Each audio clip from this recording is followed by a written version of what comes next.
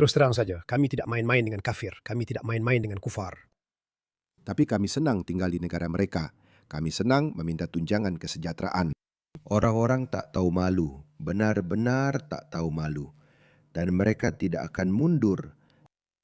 Kamu harus bilang, maaf, pestanya sudah selesai. Saatnya kembali ke tempat asalmu yang buruk itu. Amerika, kamu punya masalah. Kita sudah melihat bagaimana orang Inggris menyerahkan negara mereka seolah-olah itu sedekah kepada para Islamis, kepada Muslim, tapi mereka juga akan datang untukmu. Lihatlah ini. Sekarang di tahun 2025, 4,5 juta Muslim tinggal di Amerika Serikat. Itu berarti sudah 1 dari setiap 70 orang. Mereka masih muda, setengahnya berusia di bawah 35 tahun, dan memiliki anak 2 kali lebih banyak dari rata-rata nasional. Ada lebih dari 4.000 pusat ibadah yang dibangun atau diubah dalam satu generasi. Naik 43% sejak tahun 2020. Berkendara melintasi Michigan, New York, Texas, Florida. Rumah-rumah baru dan gedung-gedung bertingkat terus bermunculan. Pusat riset memproyeksikan bahwa pada tahun 2050, kita akan mencapai 8 juta Muslim, melampaui Yahudi sebagai agama terbesar kedua di Amerika. Di beberapa kota, itu sudah terjadi saat ini. Di balik pertumbuhan ini terdapat kebencian yang mendalam. Banyak Muslim memandang Kristen sebagai kafir yang telah dirusak oleh sekularisme. Bukan banyak, tapi semuanya. Kebebasan menolak nilai-nilai Amerika seperti individualisme, kebebasan berbicara, dan kesetaraan bagi perempuan. Ajaran mereka sering menggambarkan cara hidup kita sebagai tidak bermoral, memicu seruan untuk memberlakukan syariah daripada demokrasi, yang bertentangan dengan nilai-nilai Kristen yang membangun bangsa ini. Kekristenan masih 70%, tetapi gereja-gereja kita sepi dan tutup, sementara keluarga mereka berkembang dan bangunan mereka semakin banyak. Ini adalah matematika, dan angka-angka tidak peduli dengan apa yang kita harapkan menjadi kenyataan. Angka-angka tidak peduli, teman-teman. Dan ini bukan rahasia lagi. Mereka benar-benar tidak berusaha menyembunyikan rasa jijik dan kebencian mereka terhadap cara hidup orang Amerika. Beginilah cara mereka berbicara secara terbuka. Amerika adalah kanker. Amerika, pemerintah Amerika, sekularisme, demokrasi, kapitalisme. Ini adalah kanker yang telah menyebarkan penyakitnya ke seluruh dunia. Di Amerika dan di Timur Tengah. Di Amerika di sini, orang-orang memiliki kebebasan. Untuk sekali lagi, seperti yang saya katakan sebelumnya. Tetapi ketika Anda berbicara, itu menjadi masalah. Non-Muslim sudah lelah dengan kanker ini. Mereka lelah dengan pemerintah Amerika. Mereka lelah dengan demokrasi. Mereka ingin melihat cara hidup yang baru. Dan sebagai Muslim, kita harus memahami. Serius? Apakah Anda lelah dengan cara hidup Anda? Apakah Anda lelah dengan prinsip-prinsip yang menjadi dasar para pendiri membangun Amerika Serikat? Apakah Anda lelah dengan itu? Apakah Anda ingin menggantinya dengan syariah? Badut ini menganggap begitu. Dan dia tidak sendirian, saya harus katakan. Hari-hari menyebut orang-orang ini sebagai kelompok ekstremis pinggiran sudah berakhir. Dengarkan Tommy Robinson, dia baru saja memberikan wawancara. Apa itu kelompok kecil ekstremis pinggiran? Dengarkan. 99% orang Afghanistan menginginkan hukum syariah. 99% orang Afghanistan. Entah mereka membantu Amerika atau tidak, karena Amerika kemudian merasa bahwa, oh, kita perlu menerima mereka. Ada film Jake Gyllenhaal yang sangat bagus. Dan saya yakin ada beberapa kasus yang luar biasa. Kamu bisa menjadi seorang Muslim dan orang yang baik, tapi pada saat yang sama, kamu bisa membenci cara hidup Amerika dan menyimpan impian untuk menegakkan syariah di Amerika, meskipun kamu membantu Amerika melawan Taliban. Semua hal ini bisa terjadi. Mereka tidak saling meniadakan. 99% orang Afghanistan menginginkan hukum syariah, terlepas dari apakah mereka membantu Amerika dan sekutu melawan Taliban atau tidak. 99%. Itu hasil riset Pew. 89% orang Pakistan menginginkan hukum syariah. Dan mereka juga membenci Amerika. 77% orang Palestina menginginkan hukum syariah. 71% orang Nigeria menginginkan hukum syariah. Mayoritas Muslim menginginkan hukum syariah. Jika ada 100 orang Afghanistan datang ke Amerika, Joe Biden telah membawa ratusan ribu orang. Tapi dari setiap 100 orang, 99 di antaranya menginginkan hukum syariah. Mereka tidak meninggalkan itu di perbatasan. Mereka tidak berfikir, ya, sekarang kita di Amerika, mari kita abaikan semua keyakinan kita. Mereka membawanya bersama mereka. 89% dari orang Afghanistan yang menginginkan hukum syariah percaya bahawa memukul kepala seorang wanita dengan batu dan menguburnya di tanah dapat dibenarkan. Ini bukan pendapat saya, ini adalah pendapat mereka. Ini adalah sebuah keyakinan. Kamu telah membawa itu ke negaramu, seperti yang kami lakukan. Itulah sebabnya kami memiliki 100 pengadilan syariah, 100 pengadilan hukum syariah di Inggeris. Itulah sebabnya kami memiliki 2 juta Muslim Inggeris yang menginginkan hukum syariah. Itulah sebabnya kami memiliki komunitas yang benar-benar terpisah dan tidak berasimilasi. Jadi beberapa orang mungkin berkata, oh tunggu dulu, apa dia mengada-ada? Tidak. Sekarang, bagaimana jika saya katakan bahwa ada cara yang lebih baik untuk menghasilkan uang? Tahun ini saja sesuatu yang menarik terjadi. Sementara semua orang sibuk berdebat tentang transisi energi dan target iklim, dunia nyata diam-diam mengingatkan kita bagaimana segala sesuatunya benar-benar berjalan. Infrastruktur global sedang berkembang pesat, pengeluaran militer melonjak, pembangunan di berbagai kawasan berlangsung dengan kecepatan yang belum pernah kita lihat selama beberapa dekade. Dan semuanya bergantung pada satu hal, baja. Sekitar 1,9 miliar ton baja diproduksi setiap tahun. Dan setiap tonnya membutuhkan batu bara metalurgi, bukan sebagai bahan bakar yang bisa diganti, tetapi sebagai bahan baku kimia yang belum punya pengganti dalam skala besar. Tanpa batu bara, tidak ada baja. Tanpa baja, tidak ada kapal perang, tidak ada jet tempur, tidak ada infrastruktur, tidak ada sistem pertahanan modern. Itu bukan ideologi. Itu adalah fisika.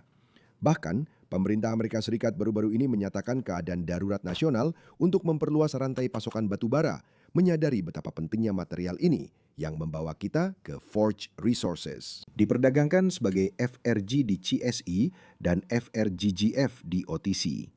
Forge memposisikan dirinya tepat di tengah-tengah krisis pasokan. Aset andalan mereka, proyek La Estrella di Kolombia, bukanlah sekedar ide spekulatif. Proyek ini sudah sepenuhnya mendapatkan izin dan sedang aktif dikembangkan, terletak langsung di dalam rantai pasokan yang sedang berusaha diamankan oleh seluruh dunia. Dan Kolombia sendiri sedang muncul sebagai pemasok utama batu bara metalurgi dunia dengan hubungan dagang yang kuat dengan Amerika Serikat serta semakin penting secara strategis. Sementara itu harga-harga juga menunjukkan hal yang sama. Harga batu bara metalurgi telah mendekati $240 per ton pada tahun 2026. Itu bukan lonjakan acak. Itu adalah reaksi pasar terhadap kekurangan struktural. Inilah kenyataan yang sering dilewatkan banyak orang. Faktor pendorong terbesar saat ini bukanlah permintaan. Yang terjadi adalah kurangnya pasokan baru. Dan ketika pasokan menjadi ketat pada sesuatu yang sangat penting seperti ini, perusahaan yang sudah memposisikan diri sejak awal biasanya akan mendapatkan keuntungan paling besar. Itulah bidang yang sedang dijalankan oleh Forge Resources. Jika Anda ingin memahami kemana arah tren baja, keamanan energi, dan pertahanan global, ada baiknya Anda melihatnya lebih dekat. Cek tautan di deskripsi untuk mempelajari lebih lanjut tentang Forge Resources dan apapun yang sedang mereka bangun. Sekarang, mari kita kembali ke videonya. Lihat ini. Survei ini dilakukan pada tahun 2013. Saya tahu ini memang agak lama, tapi saya rasa tidak akan banyak berubah. Mendukung atau menentang penerapan syariah sebagai hukum negara, tidak peduli dimanapun Anda berada. 99% orang Afghanistan ingin syariah menjadi hukum negara. 84% orang Pakistan. Saya, Tommy, bilang 89%. Tidak apa-apa. 82% orang Bangladesh. 91% orang Irak. 89% orang Palestina, 83% orang Maroko, Lebanon. Saya penasaran kenapa begitu? Karena mereka telah hidup berdampingan dengan orang Kristen untuk waktu yang sangat lama mungkin. Itu alasannya. Dan mereka mengalami banyak perang saudara. Dan lihat Afrika Sub-Sahara. Ya Tuhan, di mana Somalia? Kalau Somalia, berapa? Jadi hanya negara-negara yang dekat dengan Rusia dan negara-negara Eropa itu. Lihat itu, tidak mengejutkan. Albania hanya 12%. Kenapa? Karena kedekatan mereka dengan Eropa, dengan dunia yang lebih bebas. Dan Turki hanya 12%, meskipun mungkin sudah naik karena kamu tahu, Erdogan telah merugikan Turki dengan parah. Di mana Somalia? Ya, saya rasa orang Somalia tidak diizinkan ikut dalam survei ini.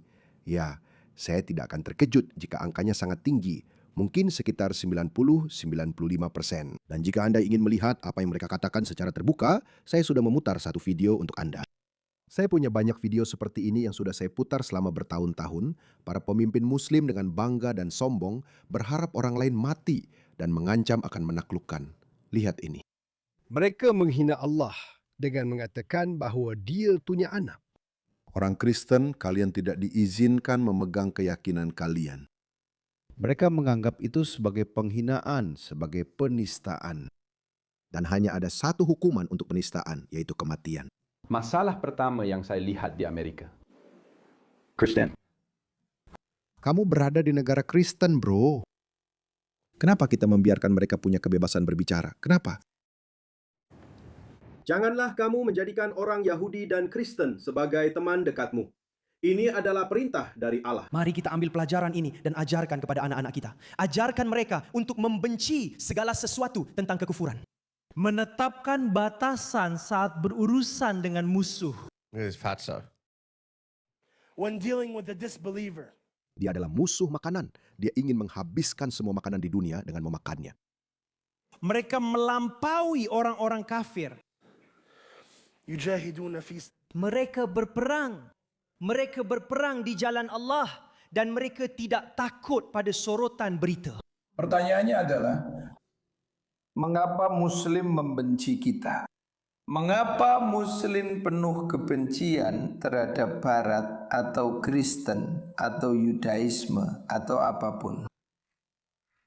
Al-Quran memberitahu kita melalui Falislan.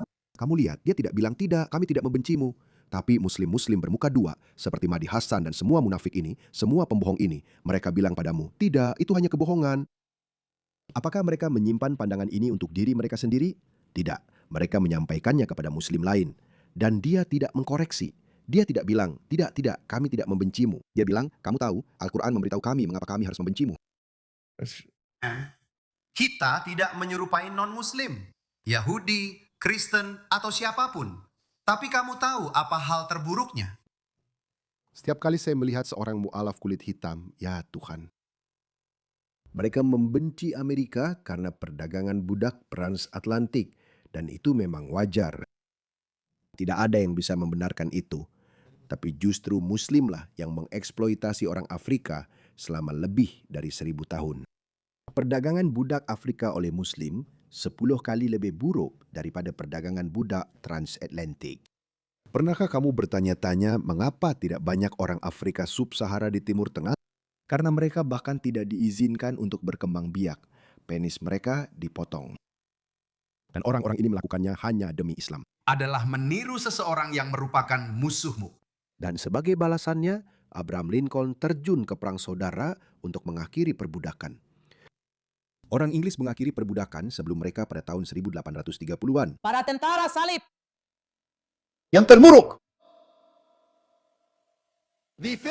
Barat begitu sukses sampai orang-orang ini memohon untuk menjadi bagian dari Barat. Ngomong-ngomong, jadi kenapa mereka membencimu? Kamu mau tahu kenapa mereka membencimu? Orang itu yang tidak memberitahu kita, inilah alasan mereka membencimu. Nabi berkata, dan jangan berteman dengan siapa pun kecuali seorang mukmin yang baik. Dan jangan berbagi makananmu dengan siapapun kecuali orang yang soleh. Jadi kita tidak menjalin wala maupun persahabatan dengan orang-orang kafir. Kita tidak nongkrong dengan orang-orang kafir. Kamu tahu, ayo main biliar, Bob. Bob. Kamu tahu, ayo kita main Xbox bersama. Kamu temanku, tidak ada wala dengan orang-orang kafir. Ya, aku ingat. Abu Zi pernah bilang beberapa waktu lalu, dia bilang mereka sedang main sepak bola dan ada seorang kafir yang ingin bermain bersama mereka. Terus terang saja, kami tidak bermain dengan orang kafir. Kami tidak bermain dengan kufar. Tapi kita senang tinggal di negara mereka. Kita senang meminta tunjangan kesejahteraan. Orang-orang dungu tak tahu malu. Benar-benar tak tahu malu. Dan mereka tidak akan mundur. Kamu harus bilang, maaf, pestanya sudah selesai. Saatnya kembali ke tempat-tempat busuk kalian itu. Ya, tidak ada nongkrong bareng, tidak ada konsep kita bergaul dengan orang kafir. Itu benar-benar kebalikan dari punya bara terhadap mereka. Bagaimana kamu bisa punya bara terhadap kami, tapi kamu nongkrong, bermain, ngobrol, bergosip, dan bersosialisasi? Dan sayangnya, ini salah satu masalah yang kita miliki. Kita melihat banyak Muslim, terutama di kalangan pemuda, kamu melihat mereka sering nongkrong bersama orang kafir, selalu bersama orang kafir. Dan akhirnya itu mempengaruhi mereka, akhirnya merusak wala dan bara. Dan itulah yang akan terjadi. Pada akhirnya, kamu akan menghancurkan wala dan bara ini. Bagaimana kamu bisa memiliki kebencian dan sikap menjauhkan diri dari mereka jika kamu sering nongkrong bersama? Jika kamu mulai sering nongkrong dengan mereka, bagaimana kamu bisa membenci mereka? Ya karena, amit-amit, kamu malah terkesan dengan sifat baik mereka. Momen paling membuka mata buat saya adalah, saya sebenarnya tidak pernah benar-benar membenci Barat. Tapi tentu saja tidak ada indoktrinasi khusus. Keluarga saya cukup liberal. Tapi tetap saja, ketika kamu tumbuh di masyarakat di mana kamu percaya bahwa kamu yang benar, kamu yang terbaik, maka kamu pasti punya bias tertentu. Saya rasa setiap komunitas juga begitu.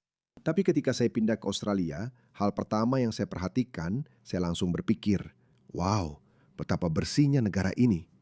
Saya ingat pertama kali saya melihat siluet kota Melbourne, saya langsung berpikir, ya ampun, lihat gedung-gedung ini. Saya ingin sekali menyentuhnya, semuanya begitu bersih, langitnya begitu jernih. Dan kota saya, Lahore, sangat kotor, benar-benar kotor dan menjijikan. Saya benar-benar kagum. Lalu mereka bilang kepada kami bahwa Muslim itu orang-orang yang bersih. Ah masa, lihat saja orang-orang ini, lihat mereka. Dan setiap orang Australia yang saya temui selalu tersenyum. Mereka selalu tersenyum pada Anda, bahkan kalau itu senyum palsu. Saat Anda melewati seseorang, Anda tetap memberikan senyum palsu.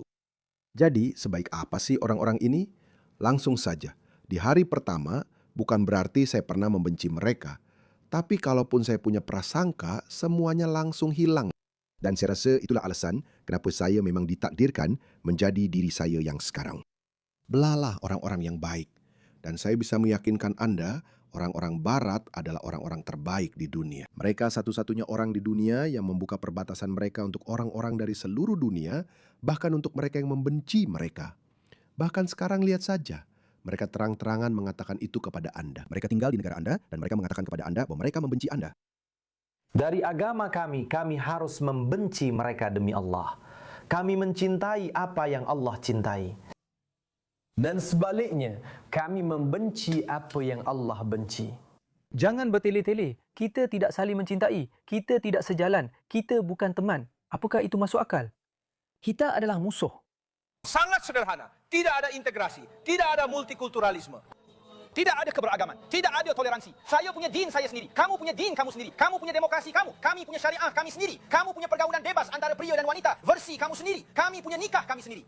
Penipuan sendiri di pasar, kartu kredit kalian sendiri. Kami tahu, kami punya sistem ekonomi kami sendiri. Kami punya kebijakan luar negeri kami sendiri. Kami punya din kami sendiri. Mereka tidak punya rasa malu. Tapi orang Barat adalah satu-satunya orang. Oh, tidak apa-apa. Tidak, kau tahu? Aku tidak tahu. Aku tidak tahu soal ini. Kau tahu, beberapa orang mengaitkannya dengan kekristenan. Berikan pipi yang sebelah lagi. Bersikap baik pada musuhmu. Mungkin masih ada sedikit Muslim dalam diriku. Jangan seperti itu. Kalau kau benci Barat, kalau kau benci cara hidup Barat, pergilah.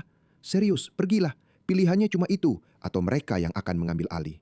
Tidak ada jalan tengah dalam hal ini. Tidak ada jalan tengah dalam hal ini.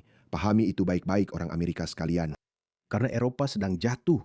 Aku benar-benar merasa tertekan saat benar-benar memahami sejauh mana hal itu terjadi. Tapi seburuk apa sebenarnya? Beberapa bagian Inggris Raya, London dulu adalah permata mahkota peradaban Barat. Dan kita punya Piers Morgan yang berkata, tidak ada yang salah dengan itu. Semuanya baik-baik saja. Aku tidak tahu apa yang kalian bicarakan. Ngomong-ngomong, maaf, aku terus saja mengomel. Ya, jangan santai-santai teman-teman. Lindungi cara hidupmu, perjuangkan cara hidupmu. Jangan minta maaf. Dan itulah yang kita bahas. Saya telah membuat grup Telegram, linknya ada di deskripsi. Ya, gabunglah ke grup itu.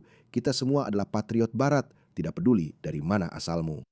Jika kamu adalah patriot Barat, gabunglah ke grup itu dan temui orang-orang yang sejalan.